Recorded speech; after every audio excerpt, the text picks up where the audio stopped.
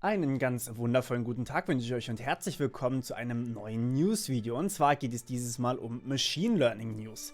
Ich habe ein Paper gefunden, das nennt sich Data-Driven Responsive Control of Physics-Based Characters. Hört sich furchtbar an, aber ist eigentlich super anschaulich und ist von Ubisoft. Ubisoft, ihr kennt die Firma vielleicht, arbeitet in der Gaming-Industrie und die haben natürlich ein Interesse daran, dass das Ganze ein wenig günstiger wird. Denn Motion Capturing, das ist das, was man normalerweise benutzt, um möglichst realistische Animationen von Modellen in Videospielen zu haben. Das heißt, man nimmt tatsächlich echte Schauspieler und lässt die irgendwelche Aktionen machen und das wird dann einfach auf ein 3D-Modell im Gaming oder in der Game Engine übertragen und dort wird dann diese Aktion eben genauso durchgeführt.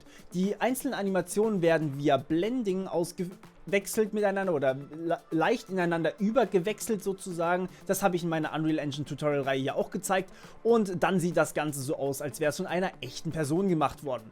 Das Problem ist natürlich, dieses Motion Capturing ist noch teurer, als wenn man einfach nur einen Film dreht, ja. Man muss zwar nicht so viel machen, aber dafür muss dieses Motion Capturing wirklich für die einzelnen Animationen perfekt sein. Das heißt, man muss erstmal diesen komischen Anzug anziehen, dann muss man alles drehen sozusagen und dann muss man es übersetzen in die Game Engine und das ist super, super anstrengend. So, und was jetzt hier in diesem Paper gemacht wurde, ist folgendes. Hier wurde Reinforcement Learning benutzt, siehe meine neuronale Netze Playlist oder generell meine Machine Learning Playlist, um tatsächlich mal, nun ja, ein 3D-Modell so zu trainieren, dass es ein echtes Motion Capturing trifft. Das hat am Anfang, nun ja, nicht ganz so gut funktioniert, aber nach 30 Stunden Training, wie man sehen kann, ist das wirklich, wirklich gut geworden. Man kann die Controller bewegen, man kann eigentlich alle Aktionen durchführen, die das Modell eigentlich so machen sollte und dementsprechend sieht das auch wirklich sehr ansehnlich aus. Jetzt ist natürlich die große Frage, was bringt mir das? Denn ich musste erst Motion Capturing haben, dann musste ich ein neuronales Netz bauen, damit das ganze Ding auch nun ja, existiert. Dann musste ich das Ding 30 Stunden trainieren, was ja auch teuer ist, aber im Vergleich zum richtigen Motion Capturing ist das keine Kosten im Endeffekt. Und dann musste man tatsächlich auch noch das Ganze übersetzen. Also in die Game Engine natürlich und so weiter und so fort. Was bringt mir das also? Nun, hier hat man jetzt tatsächlich gesagt, okay, man hat jetzt im Endeffekt ein Motion Capturing Modell, das wirkt oder das bekommt im Endeffekt die Physik von allen Seiten rein. Ja? Dieses 3D-Modell und das Reinforcement Learning Modell haben die Physik reinbekommen in dieses Modell.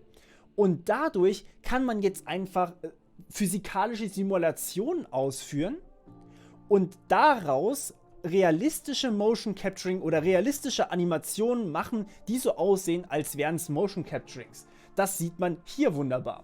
Ja, und das ist eigentlich ziemlich geil, muss ich sagen, denn dadurch hat man natürlich jetzt diese Animation komplett gespart. Man hat 10 Minuten Motion Capturing gebraucht, um einen kompletten 3D-Charakter mit Physik, mit allem drum und dran zu animieren sozusagen. Und das erspart sehr viele Kosten, sehr viel Zeit und vor allem auch sehr viel Mühen. Und deswegen finde ich dieses Paper sehr interessant, ist natürlich für euch verlinkt in der Beschreibung. Und ja, wer mag, kann sich ja mal durchlesen. Ich habe es grob zusammengefasst. Die Mathematik habe ich hier mal rausgelassen, die dürft ihr euch selber anlesen, wenn ihr Interesse dran habt.